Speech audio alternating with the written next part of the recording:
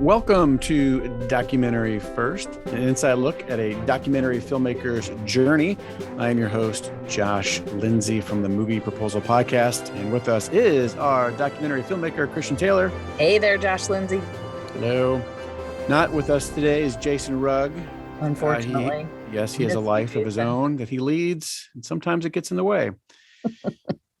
So this podcast will probably fall apart, but we'll do our best. Yes.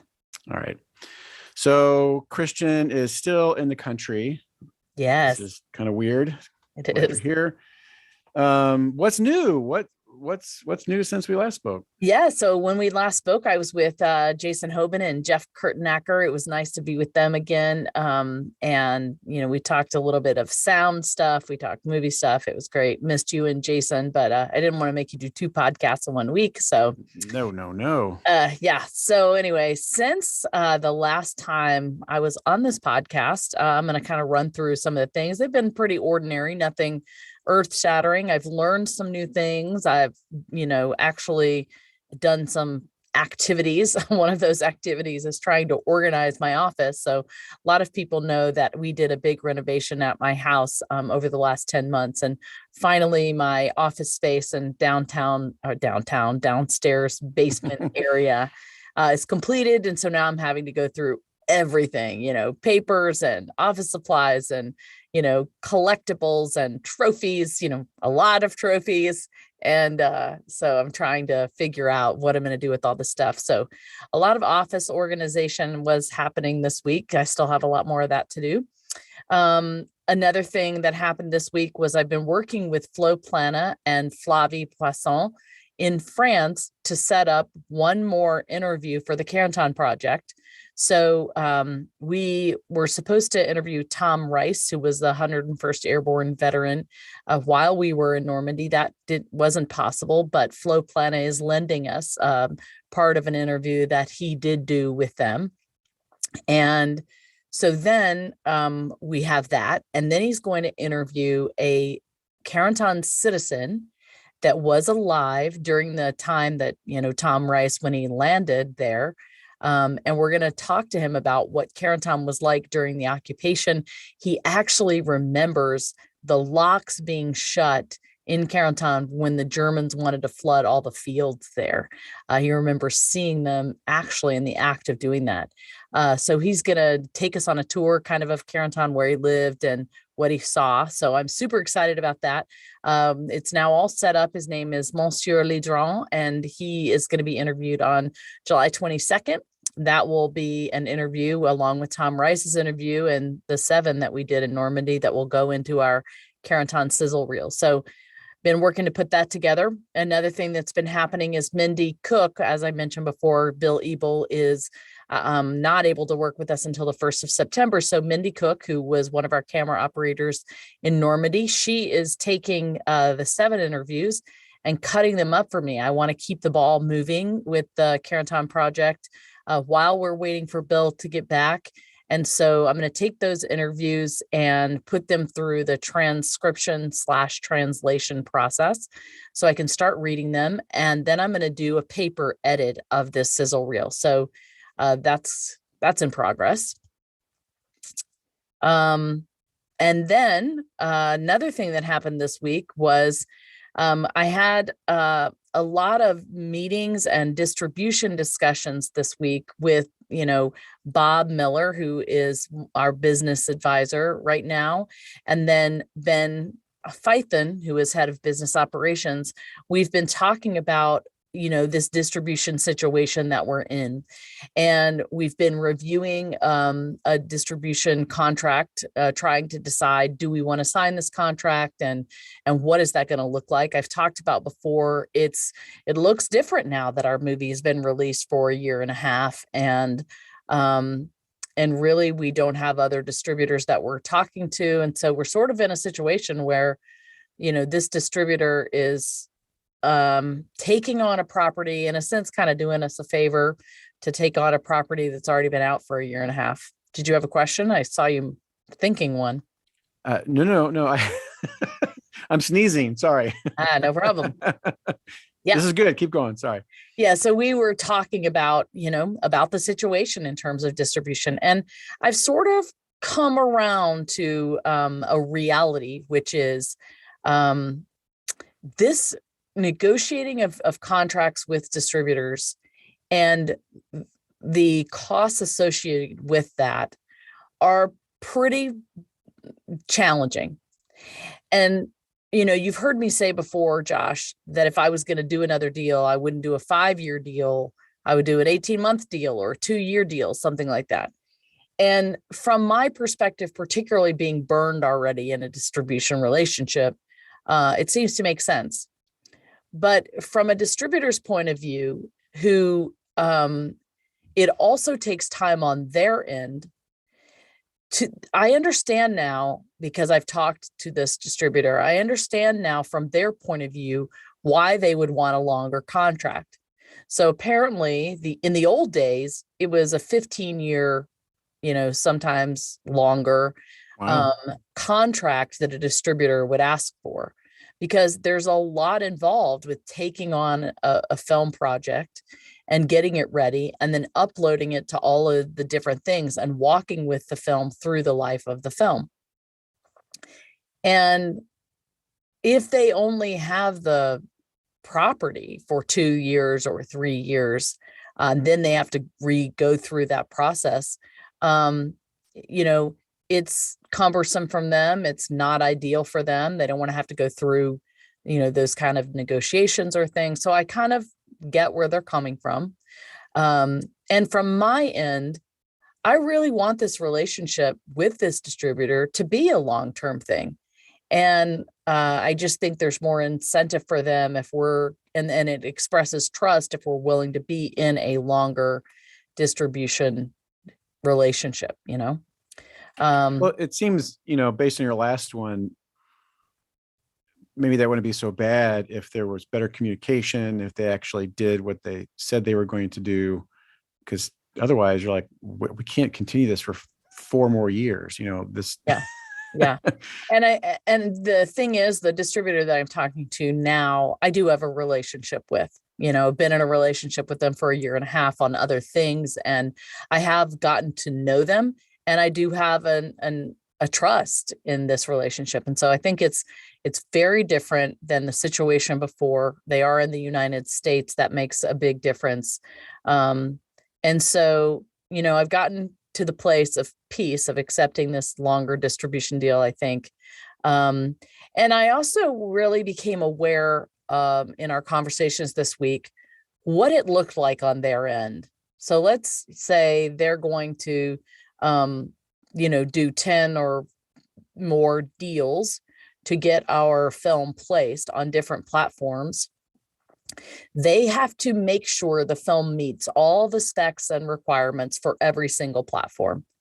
And then there is a cost associated with being on that platform.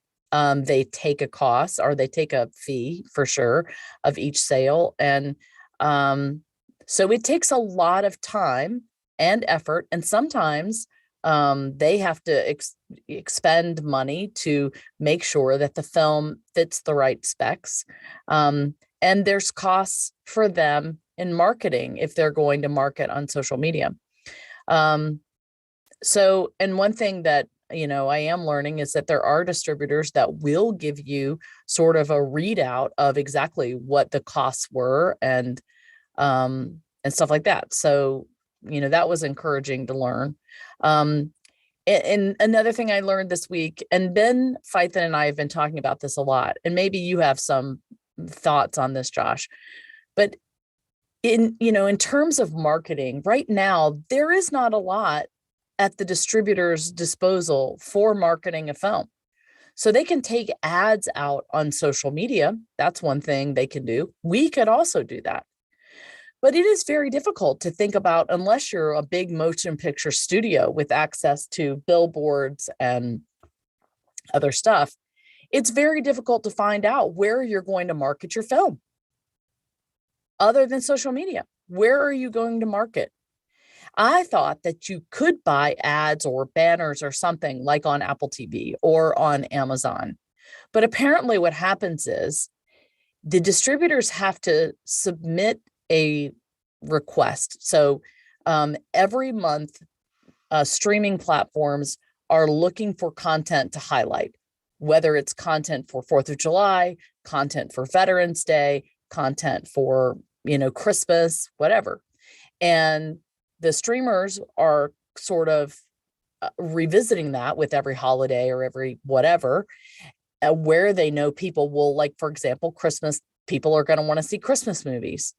And so the distributor will say, hey, I really think that you need to spotlight our Christmas movie.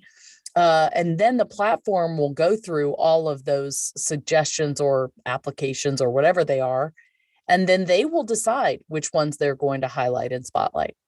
So each distributor then has to make their case for why theirs should be highlighted. That was interesting. I learned that this week. I didn't know that was the case. Could marketing be cyclical then? Like every 4th of July, they're advertising your film, but that's maybe the only time they do it, kind of thing. Or I mean, I think they will. It's the same thing like Delta is doing or Air France is doing. During the D-Day, 4th of July, Veterans Day, they said that they would highlight it, in the first part when you sit down. Otherwise, it's super hard. You have to actually be looking for the film in order to see it. And that's what's just so challenging. Where in the world, like, unless you are watching Netflix, of course, is promoting their own stuff on Netflix and saying, hey, you should watch this new thing, or this is what is trending on Netflix. The same thing is true in Amazon. Here's our stuff, watch our stuff. That's true on Disney. It's true on Hulu. It's true on Peacock, right? But in a sense, you have to go to those places to find new content. So it's up, as far as I understand, maybe something different, Josh.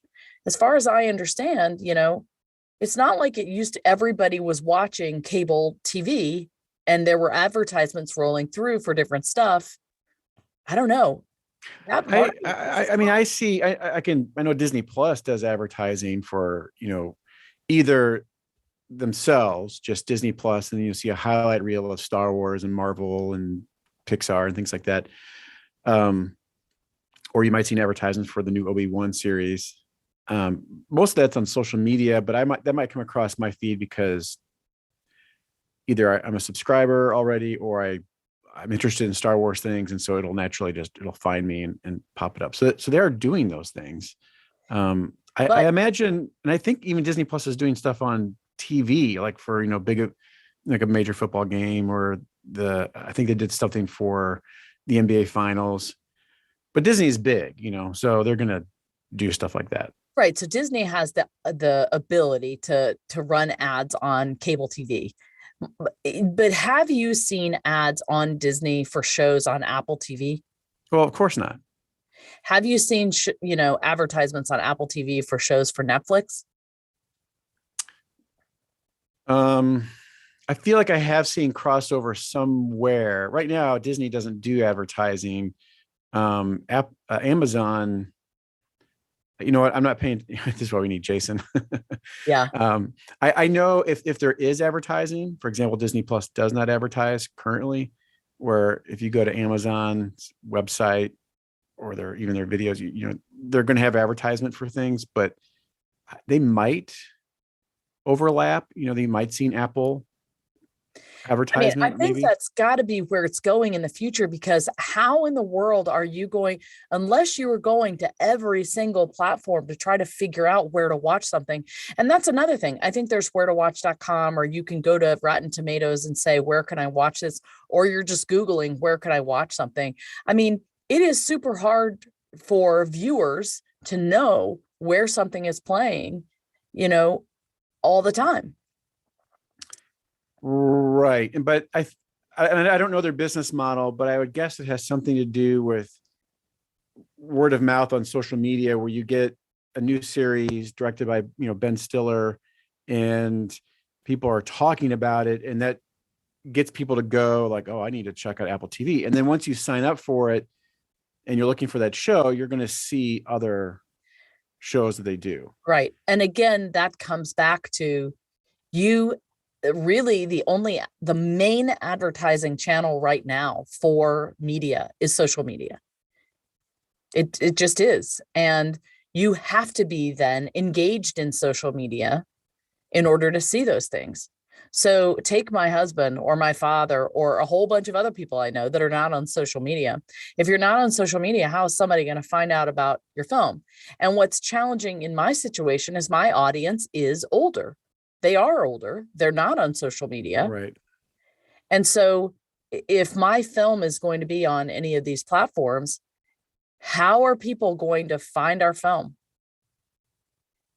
Well, I wonder, going back to the 5-year distribution deal conversation, in light of your film, that might make more sense in that, a film might have a certain lifespan in terms of, when you announce it to the world, this is my film, and then that kind of dies off.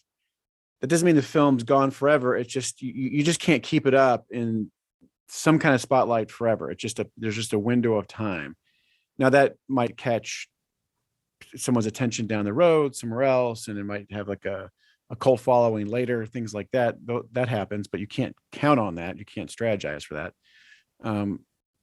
But if you make your film, you do the film festival run, Delta picks it up, and then you get this distribution deal.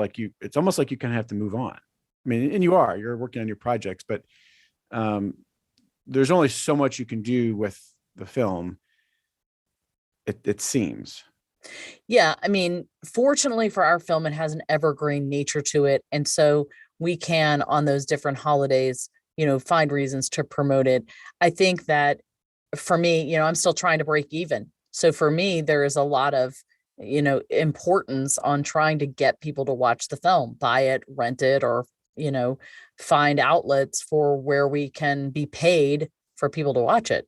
And I think I've been running through my brain to figure out how can we make this happen. And my events, my big events, when I go there and I show the film, after that, people want to buy a DVD or they want to know where they can watch it again. And so I am beginning to think, if I want to, continue making money, the best way to do that is to do these corporate events or organizational events where I go and speak and do a Q&A and then, sell DVDs after, or explain to people you can go and watch it on Amazon Prime or Amazon, rent it on Amazon. I'm not sure, but the landscape is challenging for an independent, filmmaker, for sure. No question about that. And it takes a lot of work, either on the distributor's part and the filmmaker's part. I wish I could just move on and just launch it out there and go my own way. But the distributor in this situation is not going to be advertising my film and paying a ton of money to advertise on social media and different places to get people to watch it. It's not a big, huge money maker. So they're not going to spend that much money making that happen.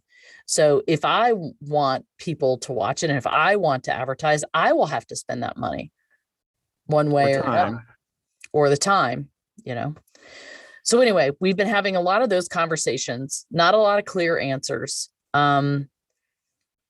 So yeah, there's that.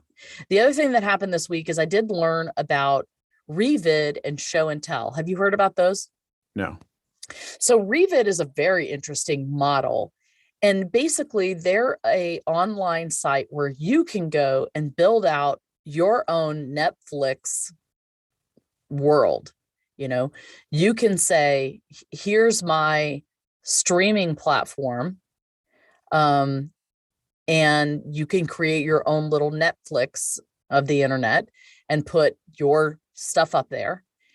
And then they have the connections with Roku and Fire TV and Android TV and all of those things where people then can go to Roku, find your little corner of the world, like, your little own personal Netflix, and watch your movies. So that was one thing I learned about, and we've kind of been looking into that this week. And then show and tell was another thing I learned about. Show and tell is an online platform that really does help the independent filmmaker. It's, either a monthly fee or a yearly fee where you have access to all of this information about how to self-distribute, as well as they help you set up virtual events and tickets and things like that. So that's another thing I've been looking at. People might want to check out. So how do you make money on Revid? Yeah. So Revid, it's kind of the same platform. You put it up there, people rent it. A portion of it goes to Revid, and then the rest of it goes to you. Then I started looking into what I have to do for E&O insurance. And this was an interesting discovery this week. So when we were just to remind people what that is. Yeah. So E&O insurance is errors and omissions insurance. It's something that in case somebody wants to sue you for something in your film, and say you did something wrong, or you said something wrong, or you didn't have the right to show something, E&O insurance will protect you financially from, being financially damaged forever. And it really is, it's an old school thing, and it really doesn't seem to be relevant anymore. But every platform you're on is going to ask for E&O insurance. And I knew this all along, and I thought that I was going to have to provide that from the very beginning. But when we went to sign the deal with FFS, one of their carrots was that they would include us on their E&O insurance. And I was like, oh, that's awesome. We don't have to pay for that, which was a really nice boon. Well, I've since learned that that is distributors' E&O insurance, and distributors' E&O insurance does not protect the producer. So that was never made clear to me. I didn't know that. Okay. So now I've been told that from this other distributor that I'm talking with, and from an E&O insurance broker. So that was good to know. And now that definitely means, because I was asking this new distributor, can you cover us on your E&O insurance? And their answer was, no, we don't even have it anymore. In the 25, 30 years that we've been doing business, nobody has ever, and nobody we know has ever made E&O claim. And it didn't make sense for us because it wasn't going to cover the producer anyway. So now I'm in the situation of having to shop for E&O insurance myself. And I started that. I got a list of about 5 E&O insurance brokers, and they sent me the list of what they need in order to give us a quote. And it's things like your chain of title, your rights Bible, any other things that we think are fair use, blah, blah, blah. And given that information, they, and the link to your film, they'll watch your film, they'll look at all of the stuff that, could make you vulnerable. And based upon that, they will give you a quote, and it could be anywhere from $2,000 to $5,000. And you really have to have between $1 and $3 million worth of coverage, I think. Is the premium, is that annual or is that a one-time thing? That's a great question. I think that it's a one-time fee, but I do have to clarify that. So I don't know the answer to that yet, quite frankly. But even if it is only a one-time fee, for me, I'm like, how the heck am I going to do that? And that's, Have you thought about dive back into the voice acting world? I'm still doing voice acting. Although because I took 2 months off, I haven't had a lot of opportunities to do that. Well, that's what I mean. You're clearly focused on the film. Yeah. From my perspective, not voice acting. I mean, you've been in France, so, but it sounds like you're doing something, just not full time. Yeah. I mean, I think the thing is that with voice acting, everything is all set up, and really it is just making money. Although I do have to spend money for demos and things like that, but it's nowhere to the degree of the filmmaking thing. And I have been using the voiceover acting and the income from that to kind of launch this other business. But yeah, my life would be a lot easier if I left the filmmaking world and went back to just voiceover. But I have this creative bug now. Like, voice acting is reading someone else's script and just taking their money. And I don't know, it's so much. Why can't you at this point? What's stopping you from saying, financially speaking, this film was a loss? Done. Move on. I can say, financially speaking, this film was a loss. The issues are, I don't know. I mean, I would have to look into this, but the issues are that I am still selling movies and I'm still bringing in income. It's not like the movie's a loss and nothing's happening with it anymore. Right. I'm still selling DVDs. I'm still selling online rentals. I'm still, making deals with distributors. I'm still creating events and bringing in money. So I can't really close the business because I also have to then pay out to Reverse Negative because we have a contract that they get a portion of our sales. So as of right now, I can't really close the business. Well, yeah, and not really close the business, but maybe I guess I asked that question because you said, I haven't broken even on this film, and so you're actively pursuing avenues to make money on the film, where that's time and energy, that could be spent elsewhere.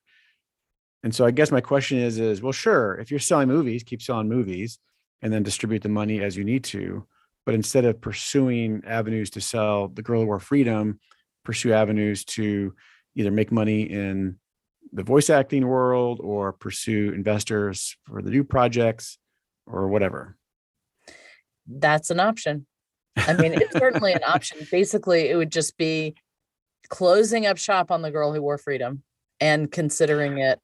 Well, I mean, like you said, like if people are buying films, let them keep buying films, right? And then you distribute money accordingly. But you're just not, get a distribution deal, let them do their thing, and if they strike gold, fantastic, right? Because you're not like burning the building down. You're just not pouring energy into how do I advertise for this film? How do I, get into corporate events, and da da da da da da. You're taking energy at other places. It's true. And I've actually thought about that. Part of me is so worn and weary. I mean, we talked about that a couple of days ago, that I just feel like I'm constantly trying to keep the ship afloat, and figure out how I'm going to, make money on this film. And at some point it may get to that, I may just to leave it behind and move on to the next thing. So that is also an option.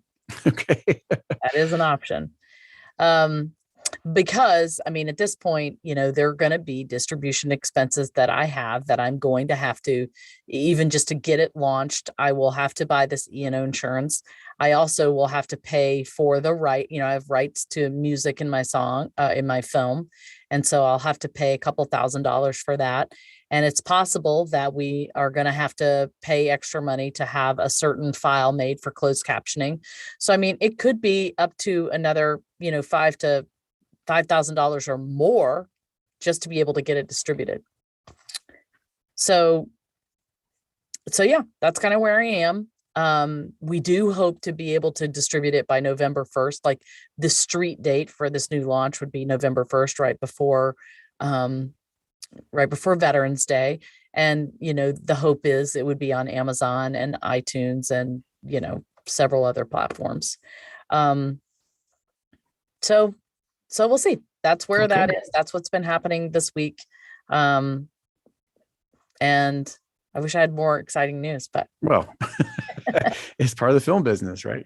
So, well, hey, why don't we shift gears and go to our, it's no longer our news segment, but our next segment, because it's now time for DocuView Deja Vu. DocuView Deja Vu. Excellent. Let's do it. I'm gonna. This is a film, 2004. Yes, documentary. It's Star Wars: Empire of Dreams. It's the making of Star Wars, basically, and the story of George Lucas and so on. You can see this on Disney Plus. It's, obviously there's the original trilogy with Harrison Ford and Mark Hamill and so on. And then Disney took it over, and they've done mostly not great stuff, some cool stuff, but that doesn't change the original trilogy. And so I imagine if you're a Star Wars fan, you've already seen this. But this is just a very good, not just Star Wars, but kind of behind the scenes of filmmaking, and how the films got made and Lucas's career got built. But again, it's Empire of Dreams on Disney Plus. I think it's kind of long. Again, this is why we need Jason. I've never seen this, never even heard of it actually. So I love Star Wars, and I think I'll love this. Does it just cover those first 3 episodes? The trilogy, just the first 3. And yeah. did Disney make this? No, I think they just own it. Because it came out in 2004. When did they buy Disney? When did Disney buy Lucas? Yeah. I have a feeling it was made before Disney took over, because I don't think, but they now own it because it was part of the Lucasfilm, Okay. thing. It's 2.5 hours long. Oh, wow. And yeah, it's great. Yeah. Oh, good. Okay. I can't wait to watch that. That will get me off the, murder and scary thing I've been watching, because Right. I don't know how I got in this world, because typically I stay away from anything scary or troubling. We live in a troubled world enough. I want to be entertained and happy. And but I think my husband started this a while back, having us watch true crime documentaries. And anyway, I got sucked in. And then currently my 21-year-old son, Josh, started me down the road of watching Stranger Things. And I know you guys talked about that on the movie proposal, and I've been dying to listen to it now that I've been watching, but I'm only beginning the 3rd season. Oh yeah, you gotta wait. I'm a little bit behind, but anyway, so my mind has been full of Stranger Things, and this next show I'm going to be talking about, it's a documentary series. I don't know if you've seen it or not. The Web of Make-Believe: Death Lies in the Internet. No. It's been fascinating for me. You can watch it on Netflix. It is 80% on Rotten Tomatoes. This is a series about basically what the internet has been doing to our brains. There are 6 episodes in this series. I haven't watched all of them yet. The first one is Death by SWAT, which was so frightening. Have you heard about this? What SWAT is? No. Basically, it's people calling in fake bomb threats so that the SWAT team will show up. And they do it because they get a rush of seeing schools evacuated, or, big, huge stadiums evacuated, and seeing this on TV and knowing that they created this chaos. So that was crazy. And the next one is a murder in DC, which was, I forget the guy's name, but, he was a political staffer. And he was the one that the right always kept saying the left is covering over his murder and ruining the lives of his parents. It was unbelievable. And then the next one is I'm Not a Nazi. That was the one that I finished last night. And that one is all about a woman who was in this alt-right movement and now has been out of it, and explaining what happened and what that life is like. And so I'm very interested in politics. If you listen to the Holy Post, you know that. But that was fascinating for me because it gave you an inside look into those organizations and what they're like and what they do. And but it was pretty frightening. So seeing how the internet sort of radicalizes people. And I'm sorry, where did you say you can see this? Netflix. Okay. Yeah. Web of Make-Believe. Web of Make-Believe. Yeah. No, I haven't watched any true crime documentaries lately, but we've watched some true crime narrative series where it's based on true crime, but it's acted out and so on. And we've jumped from one Under the Banner of Heaven now to The Staircase. So there's lots out there. There's never ending amount of true crime whatever. Yeah. So There really is. It's huge in the documentary world and in the narrative world. And another thing I learned this week is we did get sort of the final death knell from Virgil Films, who was shopping the Brave Dutch, trying to find upfront money to make the series. And basically, they're like, hey, we've tried this every way we can with everybody we can. Disney was interested first and asked for a sizzle, which we didn't have. Sadly, I feel like we missed that opportunity. But anyway, basically nobody is willing to give us money to make this documentary series. And the thinking behind it is that he basically said nobody really finds this interesting. They're not wanting to look back at historical things. They're trying to reach a younger audience. And there's really not a lot of documentary series out there. And I started thinking about, there's tons of documentary series. And when I was going through and trying to find, World War II documentary series, he's right. There's a couple that are old and were really successful in the past. But for the most part, the popular things are these true crime and / horror thriller things. I mean, that's what everybody seems to be in, and it is where the money is made in both, narrative features and series. What is up with us? I don't know. It's the Under the Banner of Heaven was about this gruesome murder in the Mormon community, and the family members of the victim were very much, please don't make this series. And it's disturbing because they're turning their tragedy into entertainment. And I'm thinking like, man, I think I'd feel the same way if that was my sister. On the other hand, it's fascinating.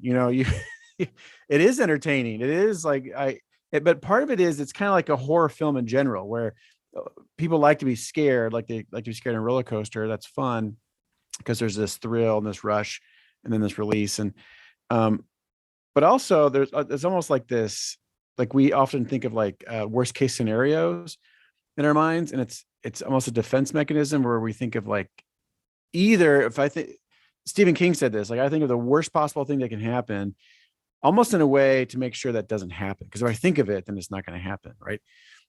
Or we think of it like, well, if it does happen, I'll be ready for it. So it's like a preparation. Like I feel better that like if someone breaks into my house, I know what I'm going to do and how to fend this person off. And these shows are almost like warning signs or teaching you who to avoid or what to avoid, And so like, what did this person do that got him in trouble? I want to make sure that won't happen to me, kind of thing. So yeah, that's a good point. I think that has something to do with it. Well, apparently that's what's selling. And that's not what I'm making. So unfortunately. Yeah. It is interesting. Like years ago, like with 80s filmmakers, it was kind of like, if you want to break into the industry, you had to make a Christmas movie or a rom-com.